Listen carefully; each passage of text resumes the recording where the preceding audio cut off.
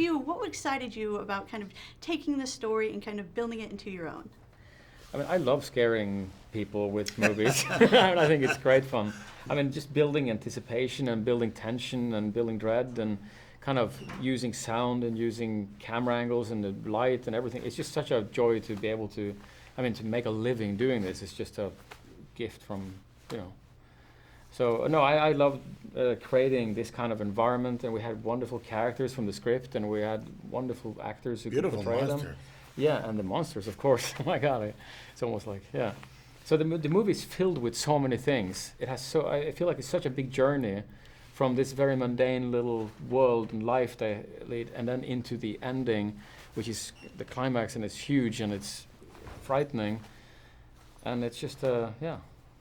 I think that the little town where it happens is so peaceful, and then the way Andre teases the scares is really, it turns into a dark place, you know. Well, this is a book series that you kind of grew up with as a kid. Yeah. Is it exciting to be able to kind of take those things that inspired you and make them and kind of help build the story around them? Yes, it is. It's actually very exciting.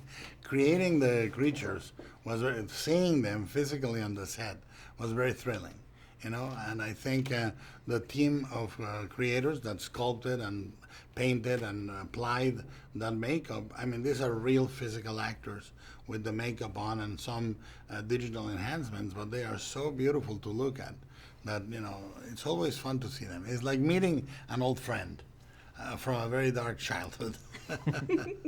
Now, the kids in this movie, they seem like they have a lot of guts, you know? They're not very easily scared, you know, even going into a scary house. I want to do that. Yeah. To talk about kind of casting these kids in order to create that sense of, I mean, the kids don't really know that they're going into it. You know, they know it's, you know, in real life, does this kind of stuff really exist? Probably not. So then they kind of go into it unknowingly. And then, but the cast just did such a wonderful low-key performance of what their real lives would be. And then I can contrast that with the intensity of these horrific monsters and scary scenes. But they're not idealized kids. That's what I love. They talk like kids. They act like kids, but they are ill-equipped, like old kids. They are not ready to face this thing. But I went to empty houses when I was a kid. I would come into old, scary, haunted houses with my friends, and we would wander around. So that much happened to me for sure. so it makes sense that you would go into horror then. Yes, no, I remember, like, I know it's breaking into private property, but they were like houses from the 1800s in Mexico that were abandoned for 30, 40 years, and we would go in and try to find a treasure. Well, we're wrapping up, but I wanted to ask, when we're watching these scary movies, I feel like we're always putting ourselves into the movie, like, oh my God, this is what I would do.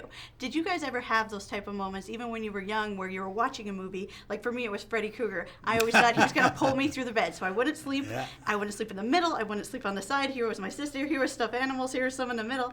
Did you ever have that moment Yes. where you kind of imagining that self? And if so, what was the characters, and what did you do? You first. God, I mean, sorry, I don't even know how to. Sorry. I'll answer. Yeah, you. Yeah. You know, for me, every time I go into the water at sea is Jaws. Every single. I am a good scuba diver. I guess I sink very fast. But the beauty of it is I love the sea. And yet, since I saw Jaws, every time I go in, I check for sharks. Every time. All right, I got to say congratulations.